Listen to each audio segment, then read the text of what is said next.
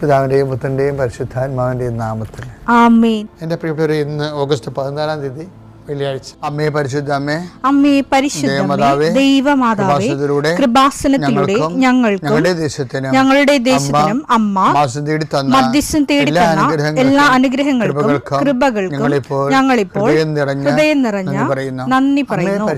അമ്മേ പരിശുദ്ധമ്മേ ദൈവമാതാവേ, 2004 ഡിസംബർ 7 ഉച്ചകഴിഞ്ഞ് 2:30 കൃപാസനത്തിൽ സംഭവിച്ച അമ്മയുടെ പ്രത്യക്ഷപ്പെടലിനെ കുറിച്ച് തിരുസഭയ്ക്ക് സമർപ്പിച്ചിരിക്കുന്ന പഠനരേഖകളുടെ മേൽ സഭാത്മകമായ പഠനം ആരംഭിക്കുവാൻ ഞങ്ങൾ പ്രാർത്ഥിക്കുന്നു. അമ്മേ പരിശുദ്ധമേ, ഭൂസ്വർലോകങ്ങളുടെ രാജ്ഞിയായ അങ്ങേയ്ക്ക് ഭൗമസംരക്ഷണത്തിനായി പ്രപഞ്ചപ്രകൃതിയെ തന്നെ തിരുസഭ പ്രതിഷ്ഠിക്കുവാൻ ഈ പ്രത്യക്ഷീകരണം വഴി ഇടയാക്കണമേ. പരിശുദ്ധമേ, ജപമാല മാതാവേ, സകല കൃപാസനം പ്രാർത്ഥനയോടും ചേർത്ത് ഞങ്ങളിപ്പോൾ പ്രാർത്ഥിക്കുന്ന ഈ കുടുംബത്തിന്റെ പ്രത്യേക നിയോഗം പറ മക്കളെ.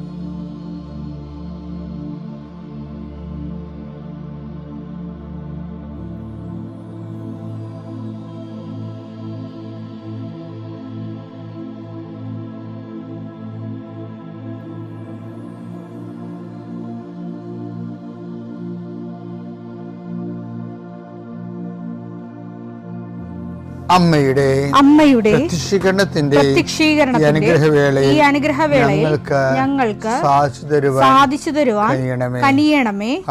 ആമേൻ. വിശ്വാസ പ്രമാണം. സർവശക്തനായ പിതാവും ആകാശത്തിന്റെയും ഭൂമിയുടെയും സൃഷ്ടാവുമായ ദൈവത്തിൽ ഞാൻ വിശ്വസിക്കുന്നു. അവിടുത്തെ ഏകപുത്രനും ഞങ്ങളുടെ കർത്താവുമായ ഈശോമിശിഹായിലും ഞാൻ വിശ്വസിക്കുന്നു.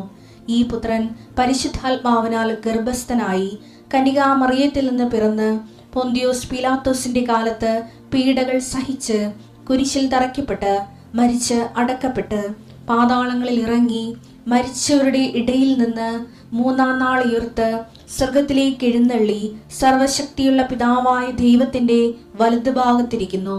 അവിടെ നിന്ന് ജീവിക്കുന്നവരെയും മരിച്ചവരെയും വിധിക്കുവാൻ വരുമെന്നും ഞാൻ വിശ്വസിക്കുന്നു.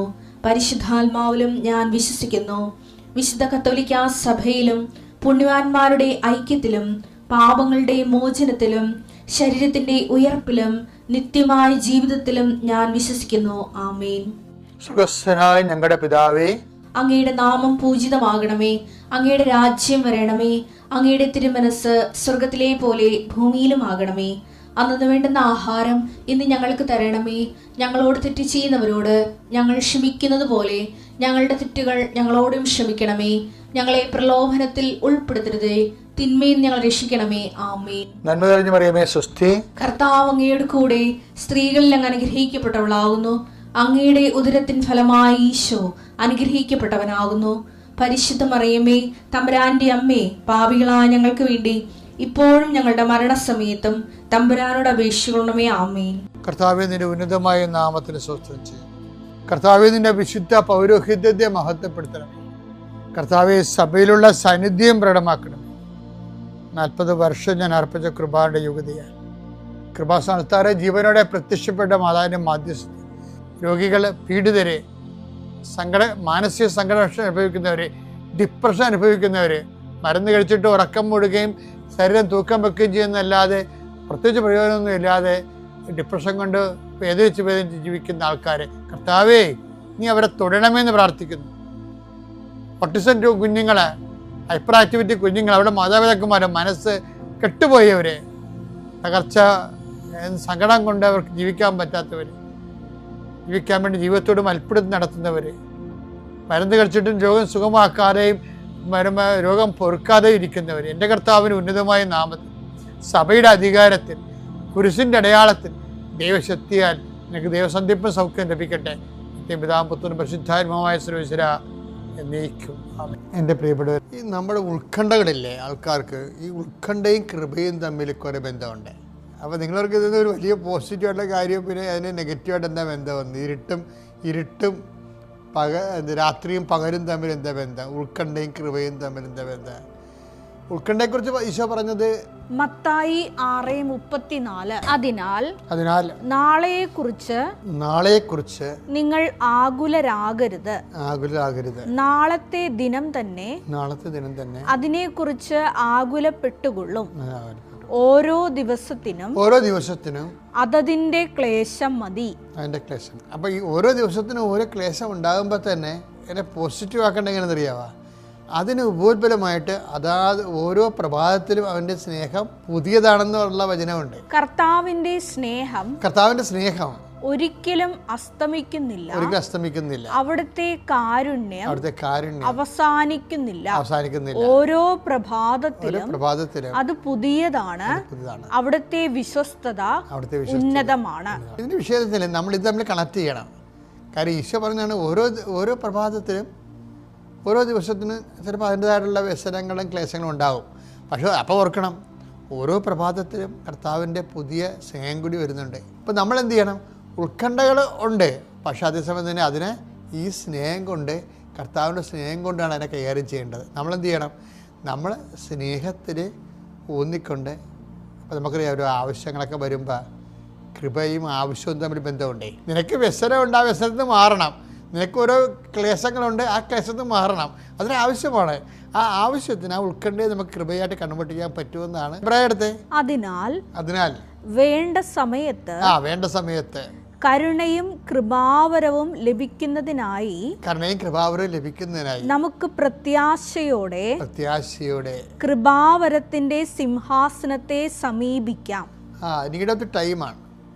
വേണ്ട സമയത്തോടെ നീഡ് ഓഫ് ദി ടൈം എന്ന് ഇംഗ്ലീഷിൽ കിടക്കുന്നത്. ഒരു ദിവസം നമുക്കൊരു പ്രത്യേക ആവശ്യം വന്നു, അപ്പോൾ നമ്മളെന്ത് ചെയ്യും? കരുണയുടെ കൃപാവരത്തെ അതിൻ്റെ സിംഹാസനത്തെ സമീപിക്കാം. അത് കർത്താവാണ്. കരുണയുടെ കൃപാവരം അല്ലെങ്കിൽ എന്ന് പറയുന്നത്, കൃപാസനം എന്ന് പറഞ്ഞാൽ എന്താണ് ശരിക്കും പറഞ്ഞാൽ? കർത്താവ് തന്നെയാണ്. അപ്പോൾ ഓരോ ദിവസവും നമുക്ക് ക്ലേശങ്ങളുണ്ടെങ്കിൽ ആ ക്ലേശങ്ങളിൽ നമ്മൾ കർത്താവിനെ സമീപിക്കുകയും കർത്താവ് അത് കൃപയായി കൺവേർട്ട് ചെയ്യുകയും ചെയ്യുന്നതാണ്. ഈ ക്ലേശങ്ങളെ കൺവേർട്ട് ചെയ്ത് ക്രിസ്തുവിൽ ആശ്രയിച്ചുകൊണ്ട് കൺവേർട്ട് ചെയ്താണ് കൃപ നമ്മളോട് സഹകരിച്ചുകൊണ്ട് കൃപയുടെ വാഹകരായിട്ട് മാറുന്നത്. അപ്പം ഇത് തമ്മിലിങ്ങനെ കറക്റ്റ് ബന്ധമുണ്ട്. ശരിക്കും പറഞ്ഞാൽ ക്ലേശങ്ങളും കൃപയും തമ്മിൽ ബന്ധമുണ്ട്, ക്ലേശങ്ങളും ക്രിസ്തുവും തമ്മിൽ ബന്ധമുണ്ട്. ഇത് നമ്മൾ കൃപയിൽ വളരണത്, ഓരോ പ്രഭാതത്തിലും വളർന്ന് വരണത് ഈ ഒരു തന്ത്രം ഉപയോഗിച്ചുകൊണ്ടാണ്, മെക്കാനിക്സ് ഉപയോഗിച്ചുകൊണ്ടാണ്. പിതാവിൻ്റെയും പുത്രൻ്റെയും പരിശുദ്ധാത്മാവിൻ്റെ നാമത്തിൽ.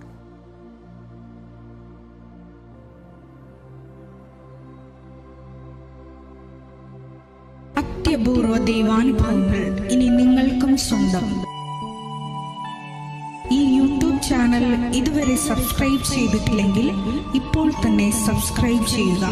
ഈ വീഡിയോ ഇപ്പോൾ തന്നെ നിങ്ങളുടെ സുഹൃത്തുക്കൾക്ക് ഷെയർ ചെയ്തുകൊണ്ട് കർത്താവിന്റെ പ്രേക്ഷിതരാകുക.